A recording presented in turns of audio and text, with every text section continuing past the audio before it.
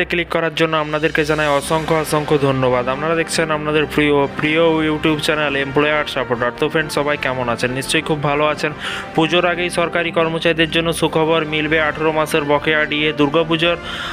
দুর্গাপুজোর পাককালে কিন্তু সরকারি কর্মচারীদের জন্য রয়েছে সুখবর। সেপ্টেম্বরে তাদের মহার্ঘ ভাতা বা ডিএ 3% বাড়ানোর সিদ্ধান্ত নিয়েছে সরকার। এটি ছাড়াও কিন্তু কর্মচারীদের 18 মাসের বকেয়া ডিএ পাবেন, যা করোনার সময় আটকে রাখা হয়েছিল। অর্থাৎ পুজোর মৌসুমে কিন্তু কর্মচারীদের জন্য এটি একটি বড় উপহার হতে চলেছে। প্রতিবেদনের মতো কিন্তু সেপ্টেম্বর মাসে ডিএ বৃদ্ধির আনুষ্ঠানিক ঘোষণা করা হতে পারে। কেন্দ্রীয় সরকারের কর্মচারীদের ডিএ বর্তমানে 50% থেকে বেড়ে 53% হতে পারে। এছাড়াও 18 মাসের বকেয়া ডিএ এবং মহার্ঘ ভাতা পাওয়া যাবে।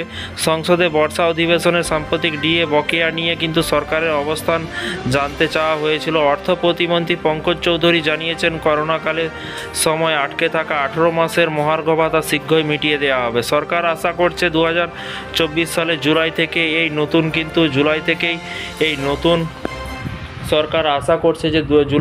এই নতুন ডিএ বৃদ্ধির সিদ্ধান্ত কার্যকর হবে। এই ঘোষণার সঙ্গে অষ্টম পে কমিশন গঠনও আসতে পারে, যা 2024 সালে সেপ্টেম্বরে প্রত্যাশিত। কেন্দ্রীয় সরকারি কর্মচারী এবং পেনশনভোগীরা আশা করছে যে এই পদক্ষেপ তাদের জীবনযাত্রার মান উন্নত করবে এবং দীর্ঘদিনের বকেয়া পাওয়া পরিশোধও হবে। তো ফ্রেন্ডস, বিষয়টি বুঝতে পারছেন।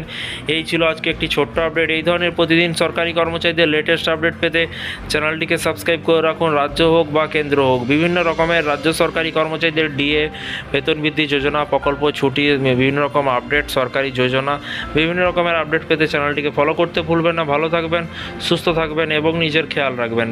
যারা এখনও পর্যন্ত চ্যানেলটিকে সাবস্ক্রাইব করেননি, দেখুন লাল রঙের যে সাবস্ক্রাইব বাটনটি আছে ওখানে প্রেস করে পাশে বেল আইকনটিতে প্রেস করে অল নোটিফিকেশন বেল আইকনটিতে অন করে রাখবেন। থ্যাংক ইউ ভিডিওটি এতক্ষণ দেখার জন্য।